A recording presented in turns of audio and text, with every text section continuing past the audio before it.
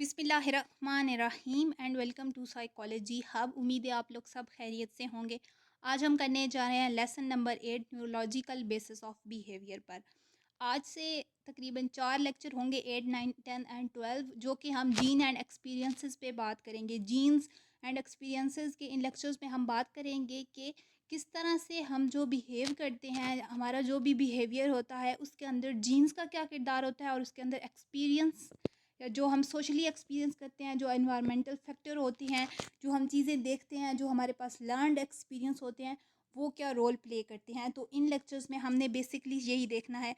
ये जो अगर हम स्टार्ट करें इस लेक्चर को, तो ये वाली जो चीज़ें हैं ये पिछले लेक्चर के एंड पर हमने पढ़ ली थी कि हमारा जो बिहेवियर होता है अगर in relation to some events, के कोई भी इवेंट्स हमारी लाइफ में गुजरता है, हम उससे कुछ ना कुछ चीज़ विद द टाइम सीखते हैं। बेशक हम उसी वक्त उसको यूटिलाइज़ नहीं करते, लेकिन लेटर ऑन हम उस इवेंट में अगर कोई भी एक्सीडेंट हुआ है, कोई हमने ट्रॉमा से गुजरे हैं, तो वो चीज़ हमें अफेक्ट करती है और उसका हमारे बिहेवियर पर बहुत ज़्यादा अफेक्ट होता है।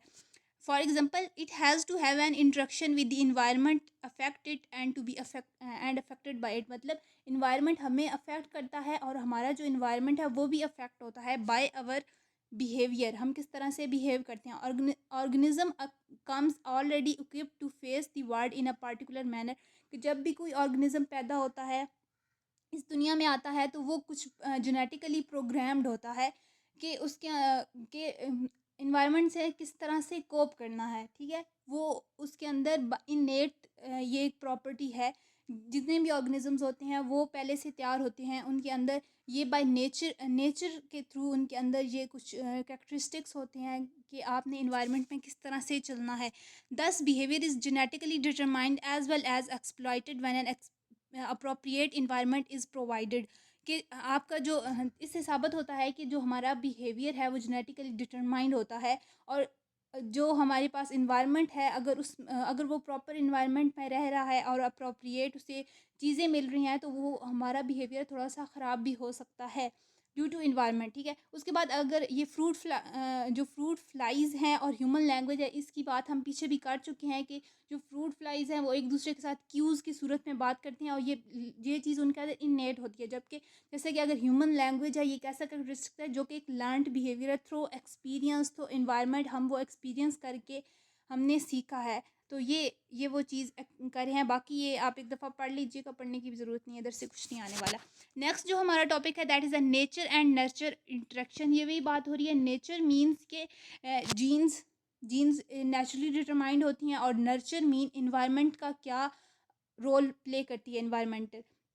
दी interaction of nature nurture has limits, कि कुछ लिमिट्स होती हैं नेचर की, नर्चर को लेकर कि हम थ्रू एक्सपीरियंस भी एक लिमिट तक ही सीख सकते हैं। जिस तरह से यहाँ पे वो कहते हैं कि rats can only learn food related task. अगर हमने चूहों को कुछ सिखाना है तो उन्हें लालच देना पड़ता है खाने का, उसके अलावा वो नहीं सीख सकते। ठीक है, तो फॉर एग्ज़ाम्पल एक बहुत ही मतलब फेमस एक था एक्सपेरिमेंट, वो कि चूहों को सिखाया गया था कि जब वो लिवर पुल करते थे तो उनको खाना दिया जाता था।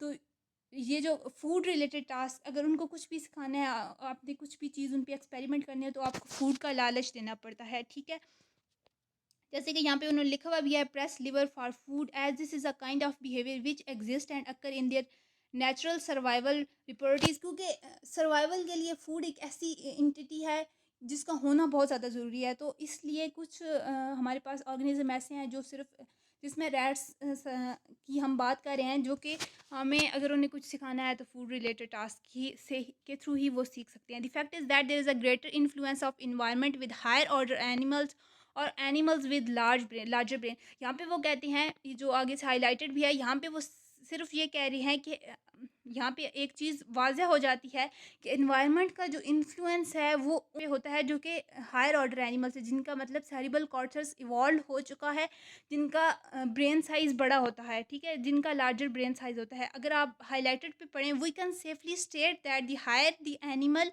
ऑन एवोल्यूशनरी स्केल, कि एवोल्यूशनरी स्केल पर जितना ऊपर एवोल्यूशनरी स्केल क्या है कि किस तरह से एनिमल्स में एवोल्यूशन होती है। अब उस स्केल पर जो सबसे ऊपर वाले एनिमल्स हैं, जिसमें ह्यूमन सबसे ज़्यादा ऊपर वाले एनिमल्स हैं, जिन्होंने बहुत कुछ एवॉल्व करके सीखा, जिनकी लाइफ में बहुत एवोल्यूशन हुई, ठीक है? तो उन एनिमल्स जितने ज़्यादा उस स्केल पर हायर एनिमल होगा, the greater the in civilisation, मतलब कि उसका लार्जर सेरिबल कॉर्टेक्स होगा और उसका कंट्रोल, सेरिबल कॉर्टेक्स का कंट्रोल ज़्यादा होगा, जो कि जिसकी वजह से the more the affected by environment, तो जिसकी वजह से वो ज़्यादा एनवायरनमेंट से अफेक्ट होते हैं, वो चीज़ें ज़्यादा जल्दी मतलब एक्सपीरियंस करते हैं, उससे सीखते हैं और उन्हें अपनी लाइफ में शामिल करते रहते हैं।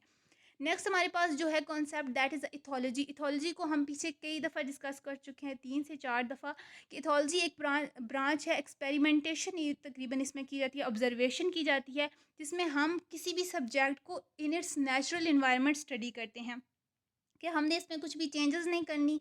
जैसे अगर डार्विन की देखें, तो उन्होंने जाके डिफरेंट आइलैंड्स पे रिसर्च की थी, बुक्स लिखी थी, उन्होंने मुदाखलत नहीं की थी किसी भी जगह पर, किसी भी एनिमल्स की। अगर आप देखें सिविलाइजेशन थी या किसी भी जगह पे वो गए एनिमल्स पे रिसर्च की, तो उन्होंने मुदाखलत नहीं की, बल्कि उनके जिस तरह से वो रह रहे थे बिल्कुल उन्होंने उसी तरह उनको स्टडी किया।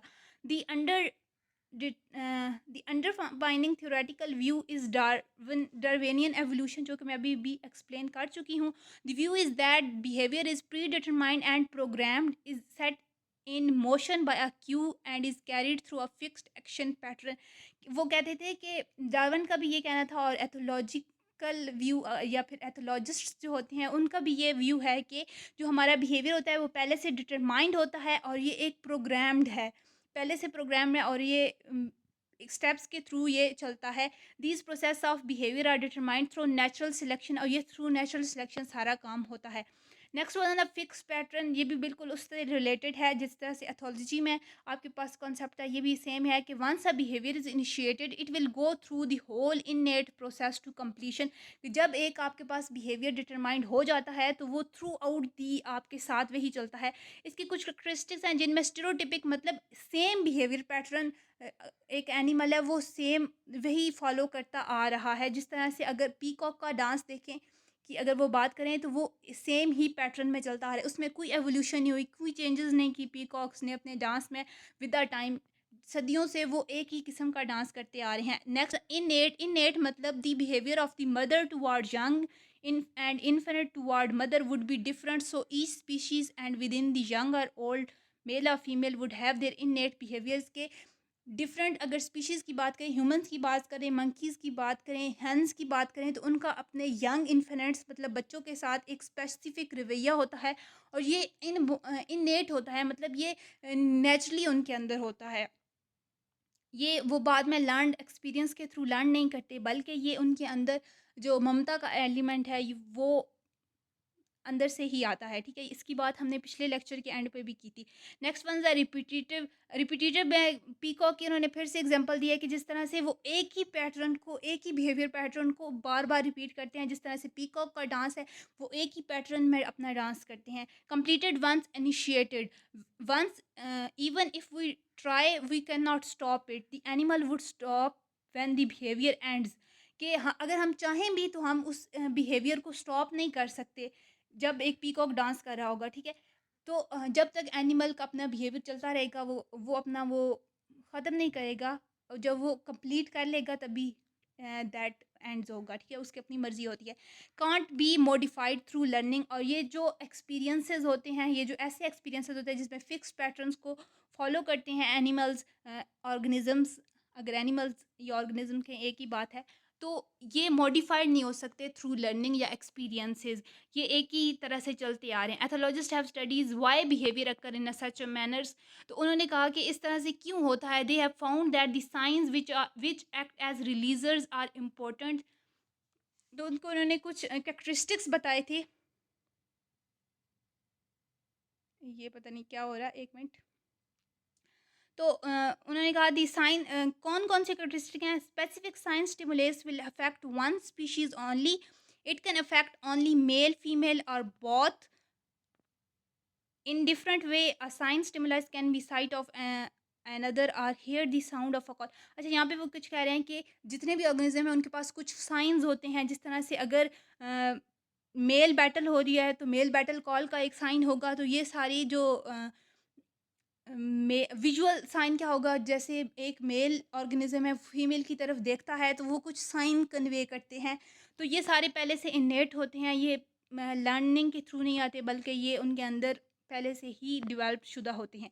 आगे उन्होंने कुछ एग्जांपल्स दी हुई हैं साइंस स्टिमुलस को लेके कि साइंस को लेके अगर आप ये पढ़ेंगे तो आप इसमें यही है कि मैं एक एग्जांपल दे देती हूँ कि जिस तरह से अगर कोई ईगल आ जाता है और किसी हैन के छोटे छोटे से चूज़े हैं, ठीक है, तो माँ के अंदर स्ट्रेस देखकर बच्चों को समझ आ जाएगी कि अब कोई ख़तरा है।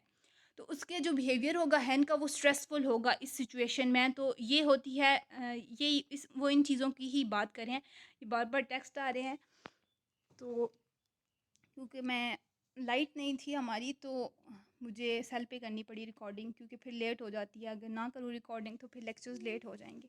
Why does the baby stop crying when the mother holds him. तो ये कुछ एक्सपीरियंसेस की बातें हैं, ये आप एक दफ़ा पढ़ेंगे तो आपको समझ आ जाएगी, ठीक है।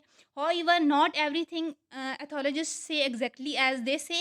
मतलब एथोलॉजिस्ट के व्यू को आप ये भी नहीं कह सकते ये ही बिल्कुल परफेक्ट है, क्योंकि अभी आपने बहुत सारे व्यूज़ पढ़ने हैं, ठीक है। Man learn from experience to suppress anger to smile when anger के आपने पहले भी पढ़ा है कि जो हायर ऑर्डर एनिमल्स होते हैं जिनमें इंसान भी आते हैं, वो चीज़ें एक्सपीरियंस के थ्रू सीखते हैं। वो यहाँ पे वो एग्जांपल दे रहे हैं जिस तरह के एंगर मैनेजमेंट करते हैं किस तरह से। तो ये भी सारा एथोलॉजिस्ट को हम परफेक्ट नहीं कह सकते। हम ये भी नहीं कह सकते कि एथोलॉजिस्ट गलत हैं। हम ये भी नहीं कह सकते कि उनका पॉइंट ऑफ व्यू ही ठीक है। तो इसमें आप डिफरेंट थेरीज पढ़ते रहेंगे। आगे आगे जेनेटिक बेसिस ऑफ बिहेवियर। अगर हम जेनेटिक बेसिस देखें तो यहाँ पे आ जाता है क्रोमोसोमल कंपोजिशन, कि क्रोमोसोम्स किस तरह से डिफाइन करते हैं किसी भी ऑर्गेनिज्म की कैरेक्टरिस्टिक्स को। तो उसमें आ जाता है सबसे पहले आपको पता ही होगा, ये तो आप बायो में और काफ़ी साइकोलॉजी की बुक्स में हम पढ़ते ही आ चुके हैं कि एक एक्स क्रोमोसोम होता है और एक वाई क्रोमोसोम होता है। मेल में एक्स वाई क्रोमोसोम चलता है। तो अगर किसी में एक्स हो और एंड वाई हो that is a male, and अगर किसी में एक्स एक्स है तो वो हो जाएगा फीमेल। फीमेल क्रोमोसोमल ऑर्डर की मैं बात कर रही हूँ, ठीक। मेल में एक्स एंड वाई तो पहले से होता है, एक एक्स्ट्रा वाई उसमें आ जाता है। तो इसका मतलब क्या होता है कि उसकी एग्रेसिवनेस में ये इजाफा करेगा। एक एक्स्ट्रा वाई क्रोमोसोम उसके एग्रेसिवनेस में इजाफा करेगा। और ये बात रिसर्च में भी प्रूव हो चुकी है कि जो क्रिमिनल रिकॉर्ड्स वाले इंसान होते हैं, जब उन पे रिसर्च की गई तो उनमें एक्स वाई वाई ऑर्डर पाया गया, ठीक है। इस तरह से अगर फीमेल्स की बात करें तो उनमें एक्स एक्स क्रोमोसोम्स होते हैं जो कि एक नॉर्मल फीमेल में होते हैं। अगर इसमें एक वाई क्रोमोसोम ऐड कर दिया जाए तो उसमें क्या मतलब होता है कि उस फीमेल में मेल कैरेक्टरिस्टिक आ जाए। जिस तरह से कुछ लड़कियां होती हैं ना टॉम बॉयज़ उनको कहा जाता है, तो इस किस्म का, ठीक है।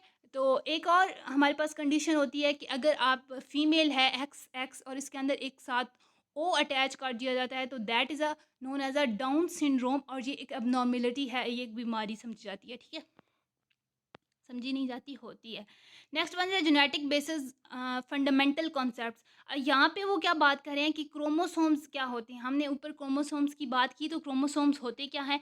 The basic structure of gene transmission chromosome genes protein genotype phenotype mutation DNA RNA, इन सब चीज़ों को इन्होंने डिस्कस करना है इन लेक्चर्स में।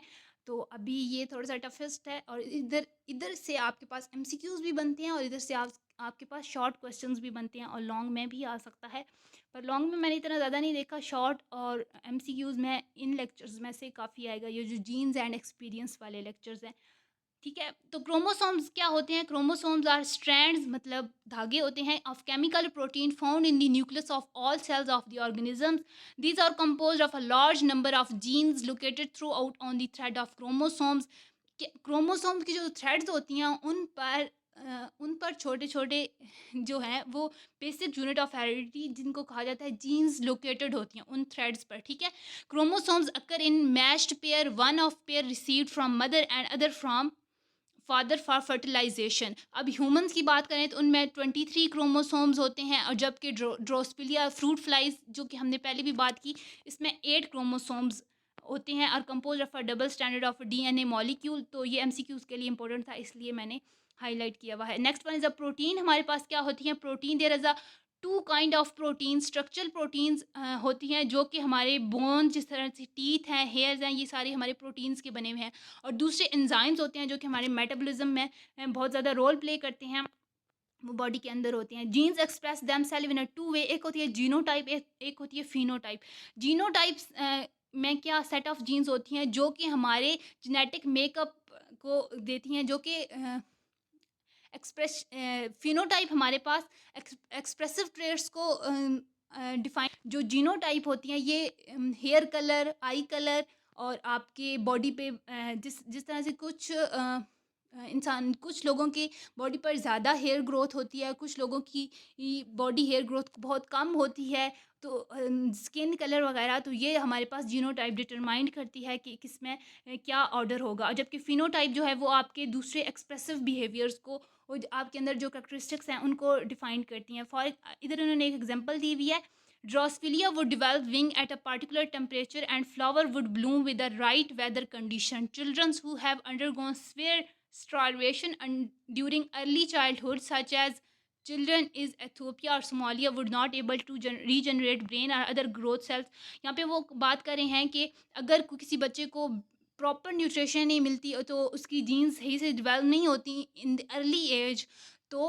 उससे क्या होता है कि उसको बहुत ज़्यादा उसकी मेंटल ग्रोथ नहीं होती है, उसकी ब्रेन सेल्स नहीं में ग्रोथ नहीं होती, जिसकी वजह से उसको बहुत ज़्यादा डिसेबिलिटीज़ या अबनॉर्मेलिटीज़ का सामना करना पड़ सकता है। ज़्यादातर इंटेलेक्चुअल डिसेबिलिटीज़ भी हो सकती हैं। बाकी ये सारी चीज़ें आपने इन अगले लेक्चर में यही सब पढ़ना है, तो इसलिए यहाँ पे जस्ट थोड़ा सा उन्होंने ओवरव्यू दिया हुआ है।